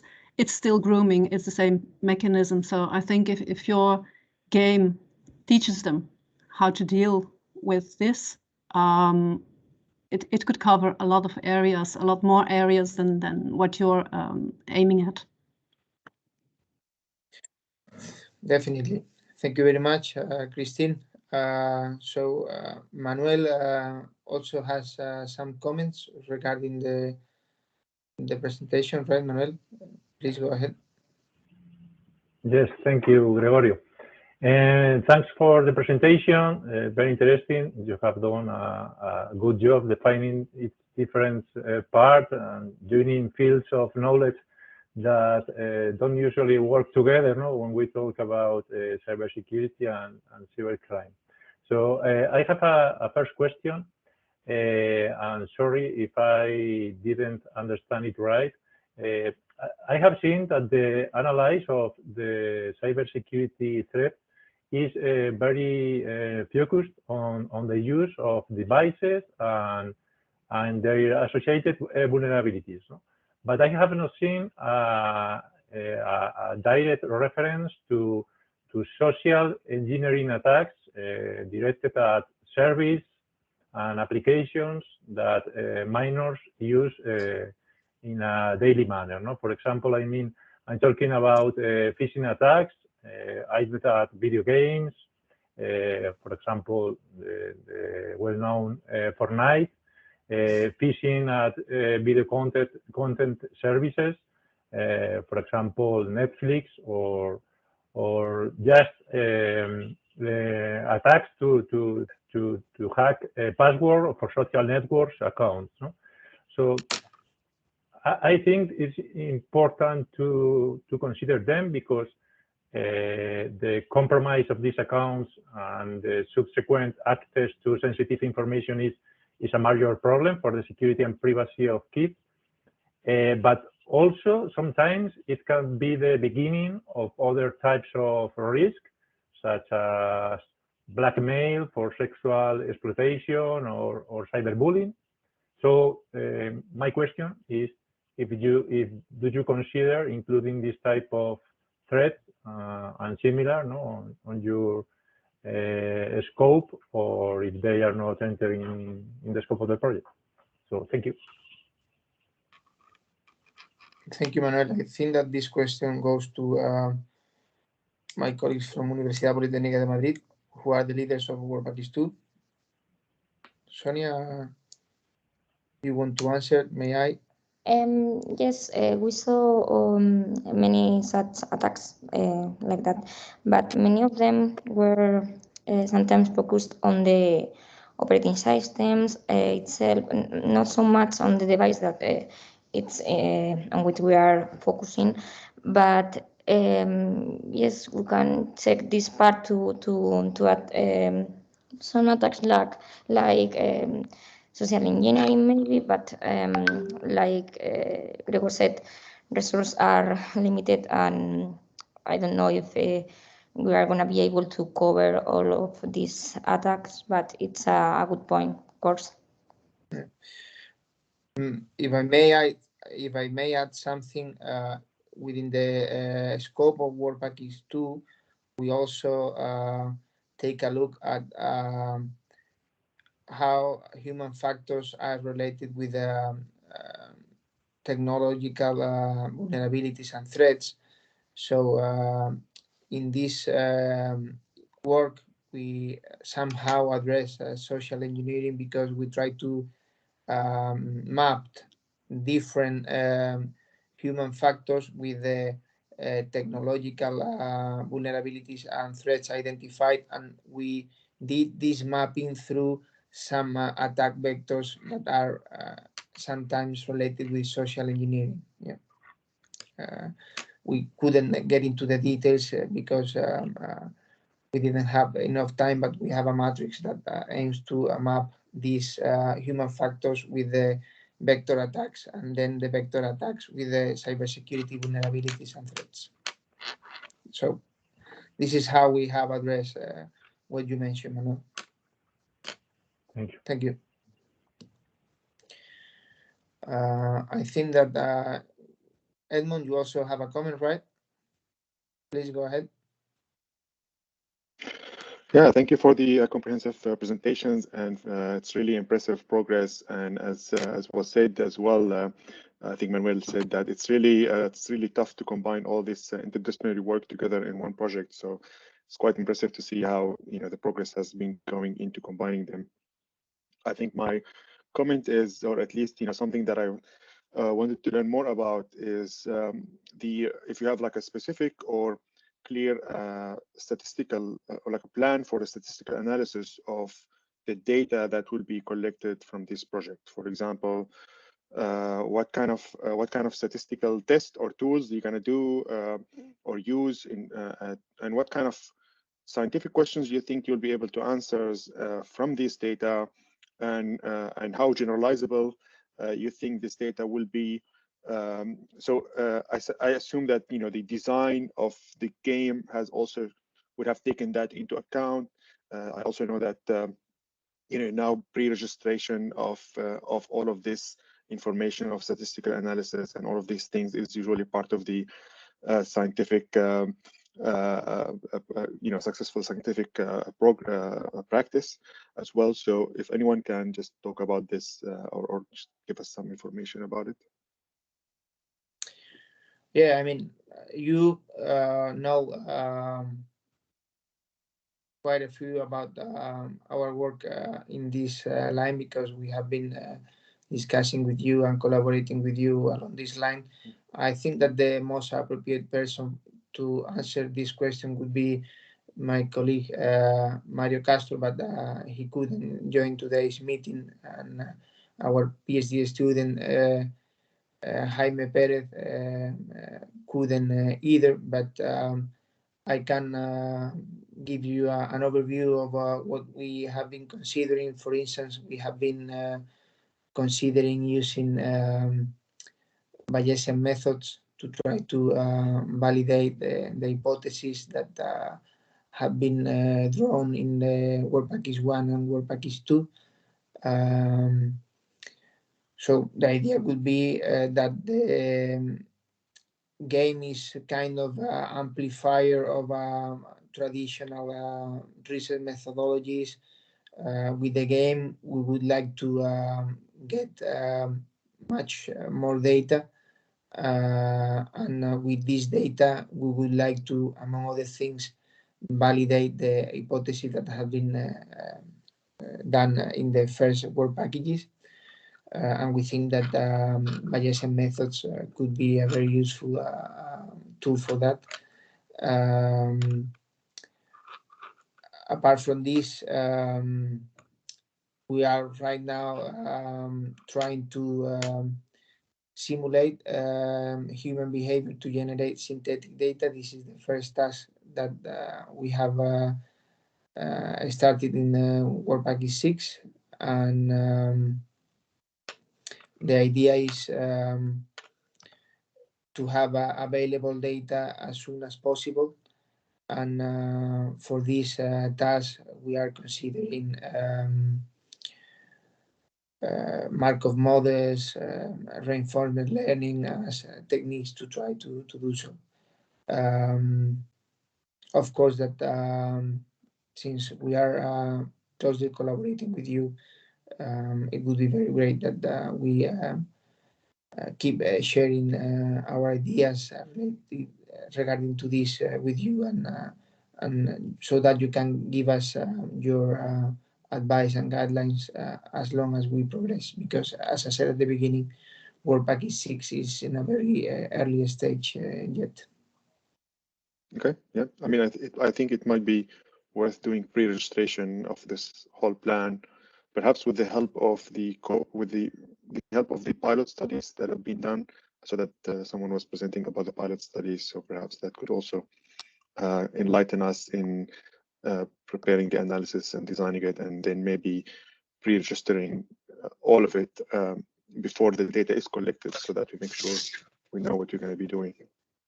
I make a note of pre-registration. I don't know if my colleague Nereida, who is quite experienced with that, or I see that Anastasios also turned his video on. So if you want to ask, please go ahead. Sure, I can try. Yeah, but Rayuela, go ahead, please. Go on, Anastasios, because I will not directly respond to the question, so I prefer if you have a direct response to go first. I don't, but I have some ideas, and that's a great question, because as we're going through the process, the way I understand it, we're still in the prototype phase, but it's a great question because we need to be thinking what type of data will be generated, and those data need to be connected, as Gregor said, with Richard's questions. I mean, he mentioned one in terms of the game amplifier, but of course, for me, but this is up for discussion. It's a new thing that we need to be thinking is the profile of vulnerable adolescents would be of interest, because if we have some sort of way of identifying and having a statistical way of qualifying certain profiles that will come closer to some kids would be more vulnerable to cyber crimes or things of that nature, that will give us useful information. That's one way. The other way, I guess, we can be thinking about qualitative data. I mean, even in the pilots we're going to be doing in the different countries, we may be able, but again, we have to be thinking about that, if we can collect some information that would give us different profiles in different countries maybe, or compare and contrast things. For example, in Belgium, maybe things different from Spain or Greece, depending on, the accessibility of students, their sophistication level, even though sophistication seems quite advanced. So I guess you're from my perspective, you're raising a very good point of view, but seems to me, from what I understand, Gregor and Rayda knows more, since we're so cutting edge in creating the game, we're still not, we have some ideas, I guess, and maybe we need to be thinking about how we can collect more data, because, but another thing would be of use, and I'm throwing that for discussion, is after the game is done, if the game, and I propose that to the consortium, can be used for educational purposes, and then collect data in terms of education power or changing behaviors of students or changing attitudes of students, that would be very, very good, and has an educational component. I mean, the game is the platform, but the education is another thing. Yep, I agreed. Yeah, I also wanted to add that different things. I'm going to raise different topics. For example, one, it was that we were thinking about if it was interesting to measure personality or impulsivity. First, we think maybe including brief screening before playing the game, so as to then compare those guys scoring, for example, very high in extroversion or impulsivity, whether they will differ in the responses compared to those that they did not have those scores.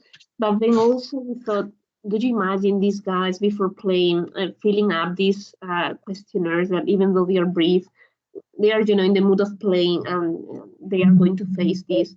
So then we thought maybe we can present some scenarios in which only by their responses within the game, we can extract or deduce whether they have low rates or high rates of impulsivity, and the same with other things like extroversion and so on.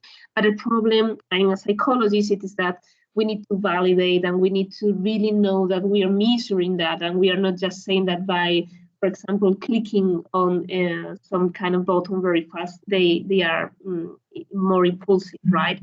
So we are facing this kind of problems in which maybe we already have the kind of idea of the information that we want to gather, but it is the how of gathering it, which is really tricky, right?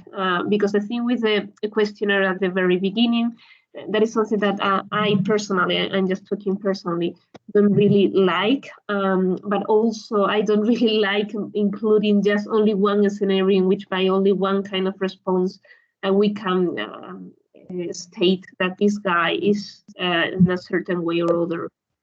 This is one of the things that we were thinking of, so as to share with you the problems that have been raising. The other thing was, if we are planning to have this kind of I was presenting, I don't know whether you may remember, in the working package number 1, that we would like to have like this kind of risk assessment per individual, right? In which at the end of the game, you will be like assessed of if you're at a greater risk or not of becoming victimized.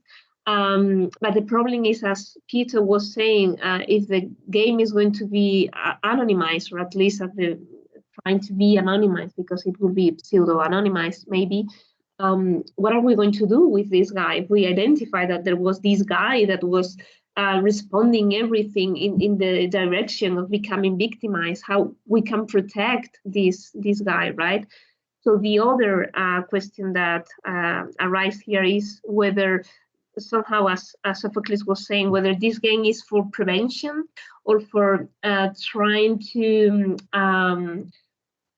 prove whether some prevention program really worked. And this is the kind of game that you find afterwards, right, to know that.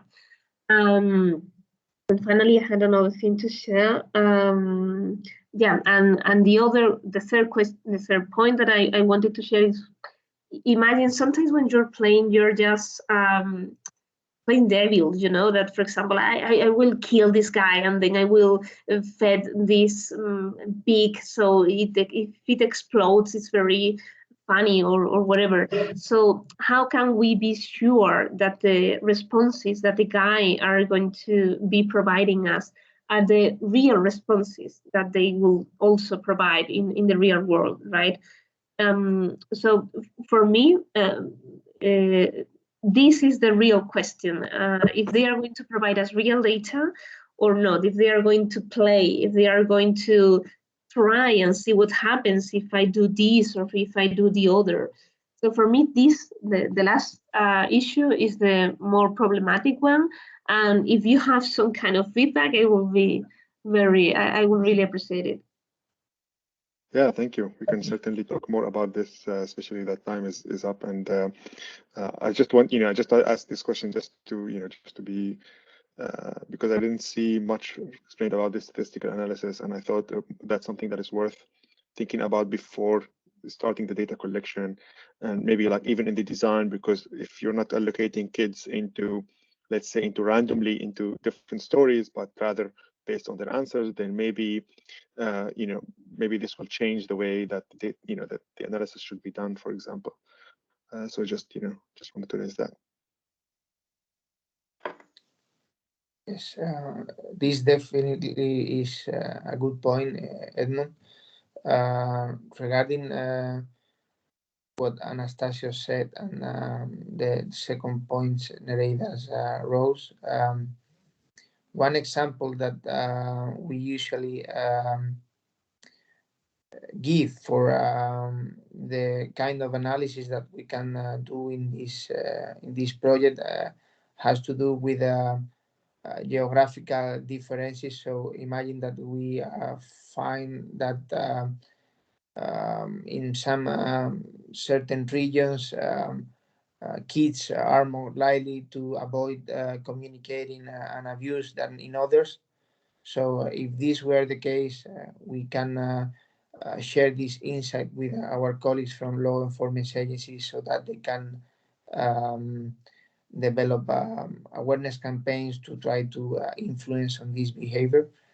And regarding Nereida's fair comment, definitely we need a trade-off between usability and research or scientific soundness.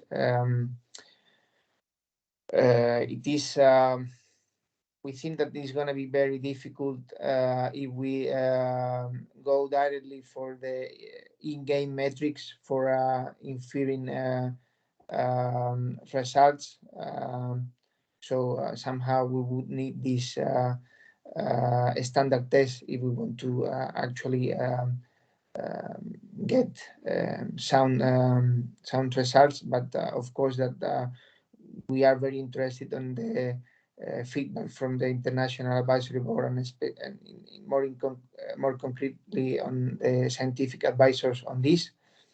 And finally, of course, what Nereida said is like this. We are relying on data that comes from a game.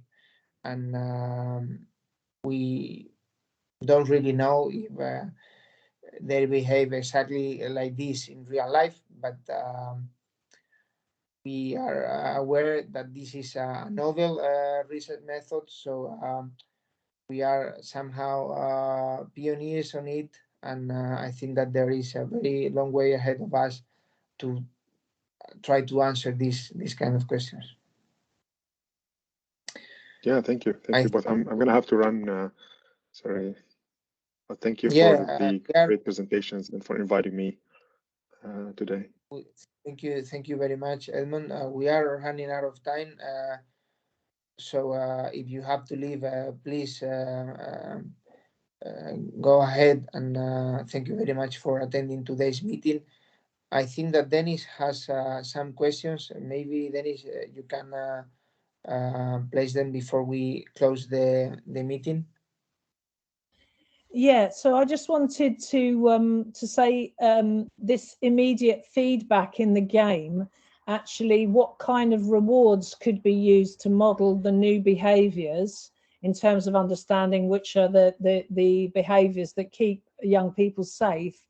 But also I think the soundtrack, the music and sound design aspect could also help provide cues to people, just like they do in movies where we're emotionally programmed. And then also, if you've got young people who've played the game, they would be really good at looking at the types of awareness campaigns that they could run for young people in their own country. So it ceases to be the adult voice of don't do this, do that, and much more from a point of view of peer-to-peer learning aspects of having used the game, these are the aspects, and then the language and culture is coming from young people.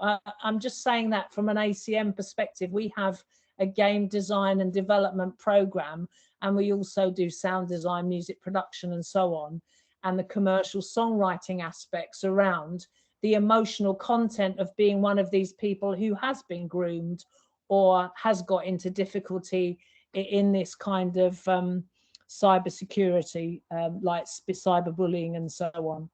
So I did miss a chunk of the meeting, but I just thought, just listening to what the purposes of collecting the data, being able to profile, but I think there's an opportunity to really engage young people into this dialogue through this space, and the game is a great space to investigate safely and to understand the different impacts of behaviors.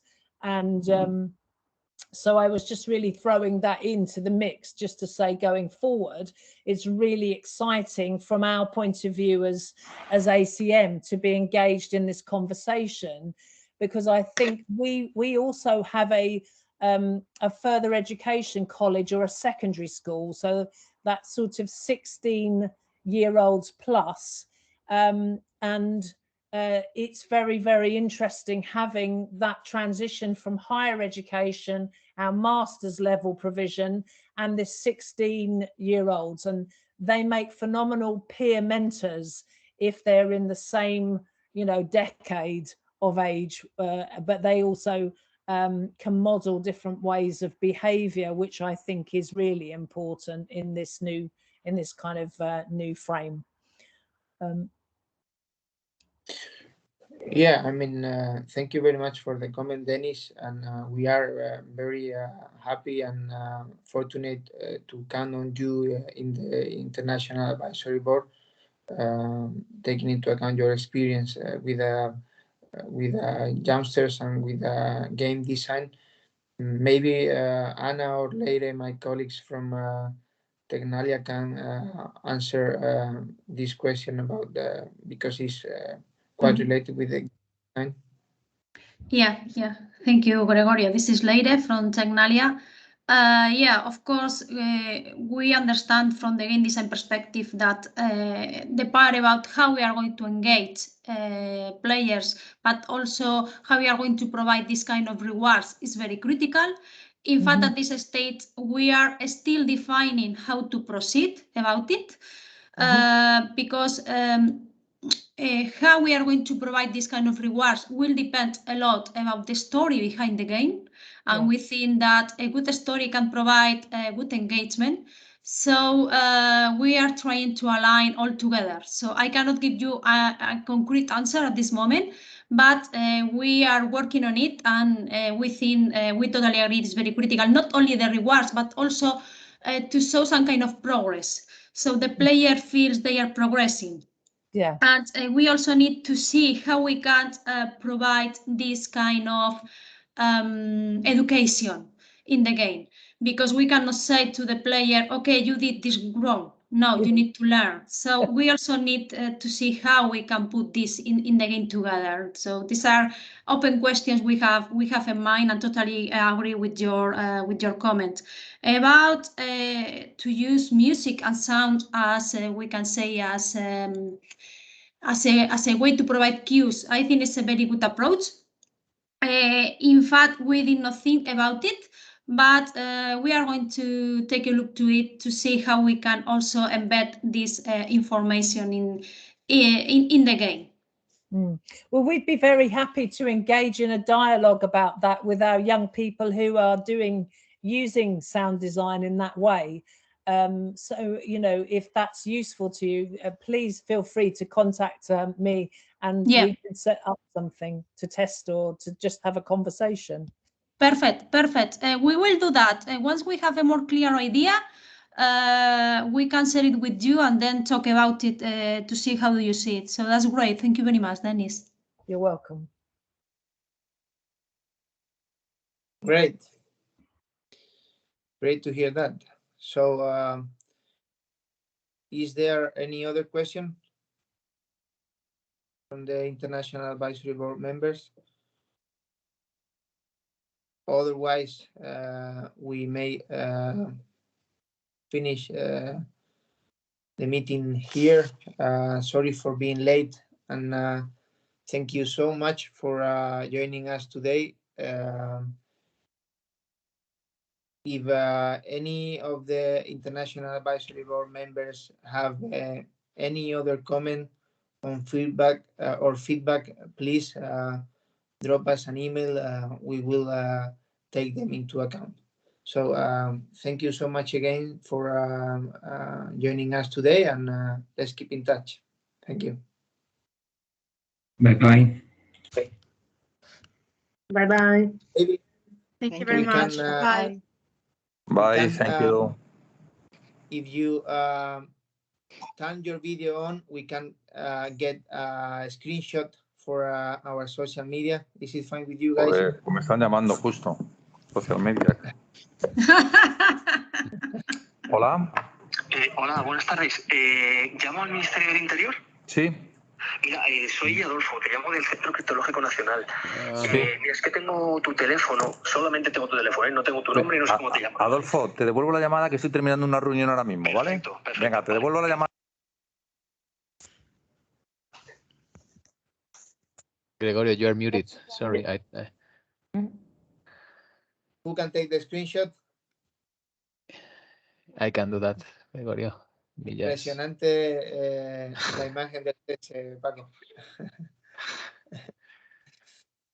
Okay, so thank you guys very much, and keep in touch. Bye-bye.